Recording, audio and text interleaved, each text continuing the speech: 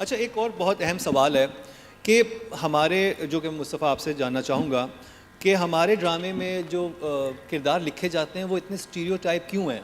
क्या हमारे राइटर्स का एक्सपोजर वो नहीं है? क्या उन्होंने सर्टन क्लासेस अपने सामने नहीं देखी हुई, या उनको पता ही नहीं कि वो लोग कैसे रहते हैं अपनी ज़िंदगियों में? जो उन्होंने खुद इमेज बनाया हुआ है वही उनके स्क्रिप्ट में भी आ रहा होता है। जैसे कि आप कहें कि जो अमीर वालिदैन होंगे उनकी औलाद बिगड़ी भी होगी, जो लड़की जीन्स पहनेगी उसका किरदार मशकूक ही होगा, और जो ऑफिस गोइंग लड़की होगी वो अच्छी बहू नहीं बन सकती।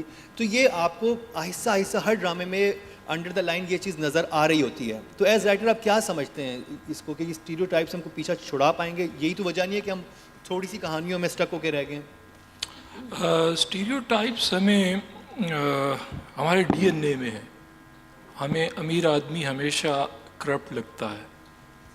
हमें लगता है कि इसके घर में जो ख़वातीन रहती हैं वो पार्टी करती हैं, डांस हो रहे हैं, और क्योंकि उसके पास पैसा होता है वो हमें इनसिक्योर करता है। हम तो वो पार्टी कर सकते हैं। हाँ, नहीं, वो चाहे वहाँ मिलाद का वो करा रहा हो घर में, लेकिन हमें लगता है कि क्योंकि वो हमारी पहुंच में नहीं है वो चीज़ें, तो जो नहीं भी कर रहा हम उसके ऊपर याद होता है तो बेटे को अरेस्ट करने पुलिस आ जाती है उसी टाइम।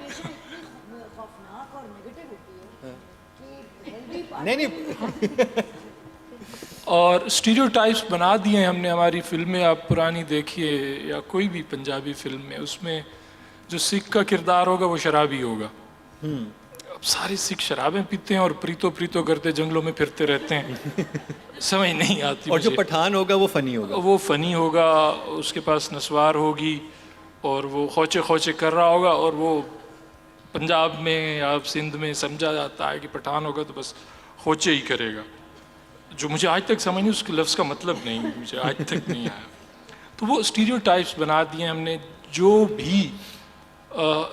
कि एक सैड बात है ख़वातीन को लेकर। जिस तरह से जो घर तोड़ने वाली औरत होगी वो हमेशा मगरबी कपड़ों में होगी, क्योंकि हमारी मगरिब के साथ एक खामखा की दुश्मनी है।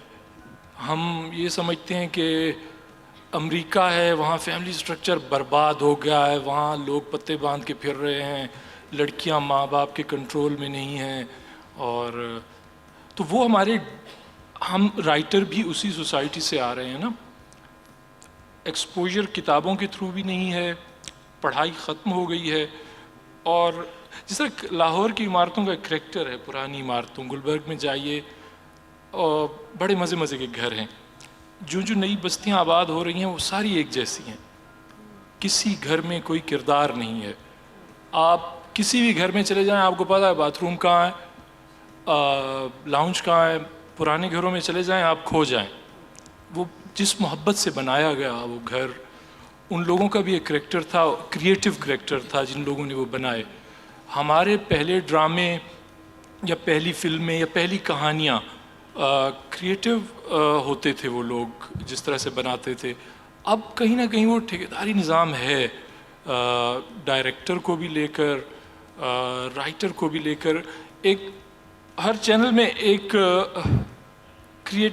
कंटेंट डिपार्टमेंट है, उनका काम सिर्फ ये है कि राइटर जो नए आने वाले हैं बेचारे, उनको बताना कि ये तलाक करा दो इस एपिसोड में, और उस एपिसोड में दोबारा से हलाले के थ्रू शादी करा दो, रेटिंग आ जाएगी। रेटिंग आ जाएगी।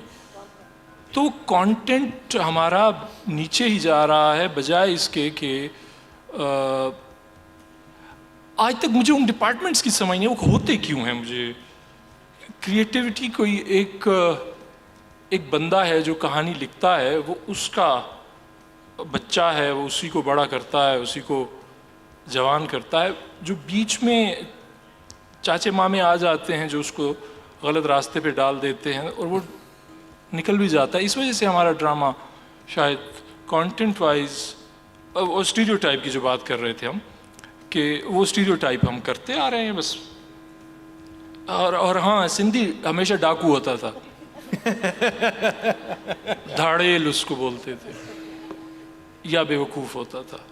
हाँ, तो और मेरा एक सवाल ये भी है कि जो कि आयशा व नादिया, जमील, मैं आप दोनों से जानना चाहूँगा कि हम रिश्तों को इतना नेगेटिव क्यों दिखाते हैं अपने ड्रामों में। हर इंसान एक दूसरे का दुश्मन क्यों होता है? क्यों अच्छे लोग नहीं हम ड्रामों में दिखाए जाते? अच्छे लोगों की कहानियाँ क्यों नहीं होती? कि दो बहनें प्यार करने वाली भी तो हो सकती हैं, वो साजिशें ही क्यों कर रही होती हैं? हम अपने ड्रामे का सेलिंग पॉइंट हमें नेगेटिविटी क्यों बना दिया है? जैसे कि मुझे ये ख्याल मुझे इनका ड्रामा देख के जर्द पत्तों का बना है कि एवरीवन वाज पॉजिटिव, कोई ईवल नहीं था उस ड्रामे में। लेकिन बाकी आप ड्रामे देखें जो नंद और भावा जोगी, वो बस उसने एक दूसरे का खून नहीं पिया, बाकी सारा मामला तय होते हैं। तो ये ऐसी खूनी करैक्टर जो नेगेटिव होते हैं ये क्यों बनाए जाते हैं, और अच्छे किरदार हमारे राइटर्स या डायरेक्टर्स क्यों कंसीव नहीं कर पा रहे? I think it's not about the writers and directors. Basically, जो 99% of the content है वो channels की ही channels और उनके जो production houses हैं उनका ही brain child होता है 99% of the dramas, right? आप वो 1% की बात कर रहे हैं जो कभी कभी अच्छा कुछ बन जाता है। मसाला देखें, एक कॉमन सेंस की बात है कि इंसान अच्छा, एक इंसान में अच्छाइयाँ भी हैं बुराइयाँ भी हैं, राइट? हम सब like we are not black and white, we are grey, all of us, we have our pluses and we have our minuses. यही है चीज़ इंसान को इंटरेस्टिंग करती है। मगर हमारे यहाँ आई थिंक सिंप्लिसिटी जो है अच्छा ये बुरा है और ये अच्छा है, ये बहुत इजी है आइडेंटिफाई करना। वो उसमें आपको ह्यूमन ब्रेन को कुछ सोचने की ज़रूरत नहीं पड़ती। यहाँ आप किसी से नफ़रत कर रहे हो या किसी से प्यार कर रहे हो, दैट्स इट। सो ये प्रोडक्शन हाउसेस, चैनल्स, इनका ब्रेन चाइल्ड है नॉर्मली, ये good and bad. What do you think Nadia? आप क्या कहेंगे? I agree and completely. और ये somewhere in the 90s Star Plus seeped into our DNA. And with that हमारे जो देसियों में 3 ऑब्सेशंस होते हैं, खाने की ऑब्सेशन है, एक मज़हब और एक शादी। अब जिस ड्रामे को आप देखें, द इंटायर उस लड़की, एक तो there is no characters, there is no protagonist, there is hero and heroine, and then there is शादी। एंड द गर्ल्स, जो लड़की की एक शिद्दत से एक तकलीफ़ दे चाह है कि मेरा हो जाए वो, और कोई मकसद नहीं है उसका, ना पढ़ाई ना लिखाई, इतने इतने अमीर घर हैं, अरे भाई पैसा कहाँ से बन रहा है, कौन बना रहा है, किस चीज़ की फैक्ट्री लगाई हुई है, नहीं मुझे वो चाहिए, मेरा बॉय ले लिया मैं वापस ले लूँगी, दैट इज़ इट।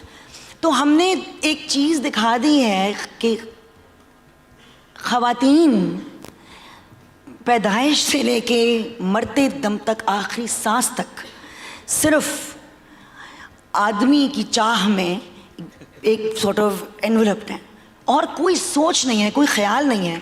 मैं डॉक्टर बनना चाहती हूँ, मैं इंजीनियर बनना चाहती हूँ, मैं लॉयर बनना चाहती हूँ, मेरे कोई ख्वाब है नहीं, मुझे वो चाहिए।